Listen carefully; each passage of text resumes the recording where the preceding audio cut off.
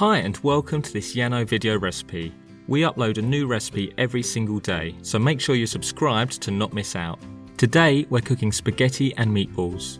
Before we start, take a look at the link in the description below. You can order the pre-measured ingredients to cook this recipe at home.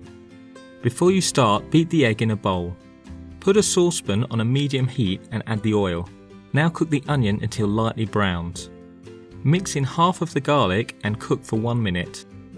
Stir in the passata, tomato puree, water, sugar, bay leaf and half of the oregano. Season with salt and pepper. Bring the mixture to a boil, then cover and reduce the heat to low.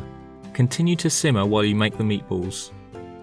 Take a bowl and add the beef, egg, breadcrumbs, garlic, parsley, oregano and half of the cheese.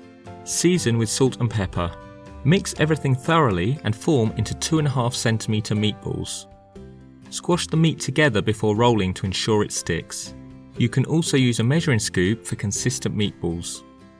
Once the meatballs are done, carefully add them to your tomato sauce.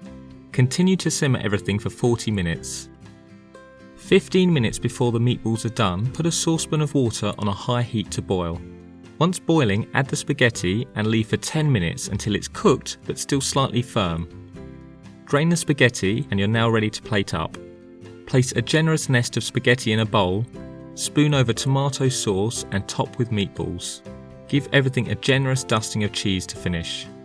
Slow cooked, homemade meatballs are the best. It's an Italian classic for a reason. Thanks for watching and don't forget to like this video. We upload a new recipe every single day, so make sure you subscribe to not miss out.